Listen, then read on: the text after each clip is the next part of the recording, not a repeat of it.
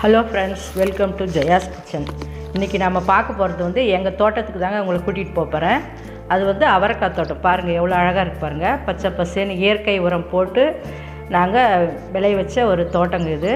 அவரைக்காய் வந்து கிடவே கிடாது, நல்லா டேஸ்ட்டாக இருக்குங்க. இந்த மாட்டு சாணம் ஆட்டு சாணம்லாம் போடுவாங்களா, இலை தழையெல்லாம் அதெல்லாம் மக்க வச்சு தாங்க நாங்கள் இதுக்கு உரமாக போடுவோம். அப்படி போடும்போது வந்து நிறைய காய்ங்க வரும். அதில் பூச்சிலாம் வராதுங்க. இதில் நிறைய காய்ங்க வந்து இந்த மருந்துலாம் அடிப்பாங்க இல்லையா, அதெல்லாம் அடிக்க தேவையில்லை. பாருங்கள், காயில் எந்த விதமான பூச்சி ஓட்டெல்லாம் இருக்கவே இருக்காது. நல்லா ஃப்ரெஷ்ஷான இயற்கை உரம் போட்டு விளை வச்ச அவரைக்காய் தோட்டம். அவரைக்காய் அது பாருங்கள் எவ்வளோ பச்சை பசேன்னு இருக்குது. இதை சாப்பிட்டா நமக்கு எந்த விதமான சைடு எஃபெக்ட்டு நோயும் வராது. நல்லா டேஸ்ட்டாக இருக்குங்க. சாம்பாரோ பொரியலோ நம்ம கூட்டு செய்வோம் இல்லையா, அந்த மாதிரி செய்யும்போது நல்லா டேஸ்ட்டாக இருக்கும். பூ பாருங்கள் எவ்வளோ அழகாக இருக்குது. பார்க்காதவங்க பாருங்கள், ரொம்ப ரொம்ப அழகாக இருக்கும். எங்கள் தோட்டம் தாங்க இது. எவ்வளோ அழகாக இருக்குது பாருங்கள் பூ. அவரைக்காய் பூ வந்து ஒயிட்டு லைட் வைலட் 2 கலரில் வருங்க. அது சூப்பராக வந்திருக்குங்க செடி. இப்போ தான் காய் இன்னும் பறிக்கலை. இதுக்கு பிறகு தான் நிறையா வர ஆரம்பிக்கும். அதுக்கு பிறகு தான் நாங்கள் இது பறித்து மார்க்கெட்டுக்கு கொண்டு போவோம். நிறைய பேர் வந்து வீட்டாண்டியே வந்து தோட்டத்துக்கிட்டே கூட வந்து வாங்கிட்டு போவாங்க. மொத்தமாகவும் சில்லறையாகவும் வாங்கிட்டு போவாங்க. ஏன்னா இது வந்து இயற்கை உரம் போட்டு விளை வச்சதுன்னு தெரியும் இல்லையா, அதுக்காக நிறைய பேர் விரும்பி வந்து வாங்கிட்டு போவாங்க. பாருங்கள், இது ஒயிட் கலரில் இருக்குது இந்த அவரைக்காய். ஒயிட்டு க்ரீன் 2 கலரில் இருக்குங்க. எவ்வளோ நல்லா இருக்கு பாருங்கள் அவரைக்காய் தோட்டம். அவரைக்காய் வந்து இந்த நீரிழிவு நோய் இருக்கிறவங்க வந்து இந்த பிஞ்சு அவரைக்காய் வந்து டெய்லி சமைச்சு சாப்பிட்டாங்கன்னா சர்க்கரை வியாதிக்காரங்கன்னு சொல்லுவாங்க இல்லையா, நீரிழிவு நோய் இருக்கிறவங்க, அவங்க வந்து அது வந்து கட்டுப்படுத்துங்க. சர்க்கரை அளவை, ரத்தத்தில் சர்க்கரை அளவை கட்டுப்படுத்தும் இந்த அவரைக்காய் பிஞ்சு சாப்பிட்டாங்கன்னா. அதே மாதிரி வயிற்றில் இருக்கிற பிரச்சனைகள்லாம் தீர்க்குங்க. அவரைக்காய் பிஞ்சு அவரைக்கான்றது நிறைய மருத்துவ குணமுள்ள ஒரு பிஞ்சு அவரைக்காய் தாங்க இது.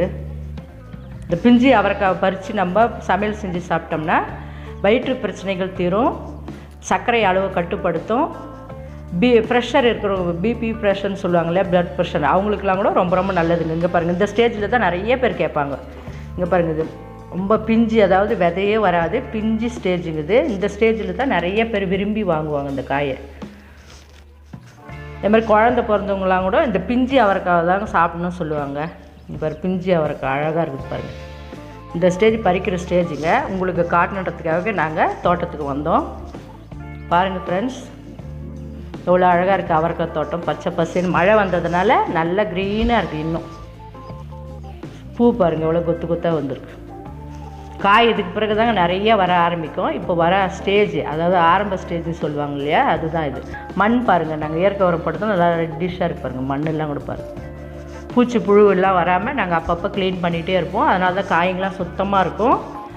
பூச்சிங்கெலாம் வரவே வராதுங்க. இயற்கை உரம் போட்டால் பெரும்பாலும் பூச்சிங்க தாக்கவே தாக்காது. காய்ங்களாம் வந்து நல்லா இருக்கும், டேஸ்ட்டாக இருக்கும். காய்ங்க சுத்தமாக இருக்கும்.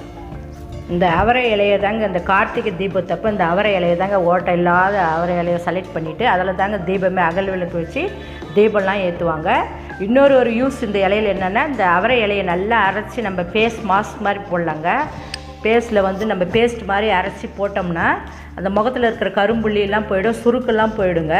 முகம் வந்து ஷைனிங்காக இருக்கும். இந்த அவரை இலையில் அவ்வளோ ஒரு ஷைனிங் கொடுக்குங்க ஃபேஸ்க்கு. அந்த சத்து இருக்குங்க இந்த அவரை இலையில்.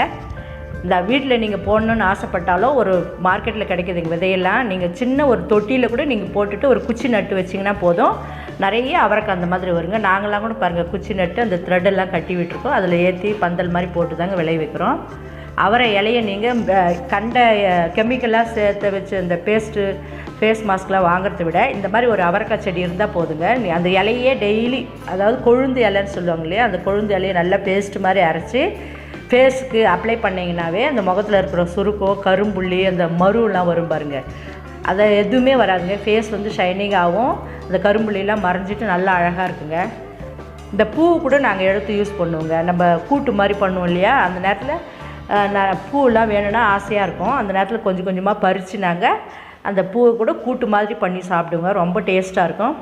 இந்த வீடியோ உங்களுக்கு பிடிச்சிருந்ததுன்னா மறக்காமல் சப்ஸ்கிரைப் பண்ணுங்கள். தேங்க்ஸ் ஃப்ரெண்ட்ஸ், தேங்க்ஸ் ஃபார் வாட்சிங்.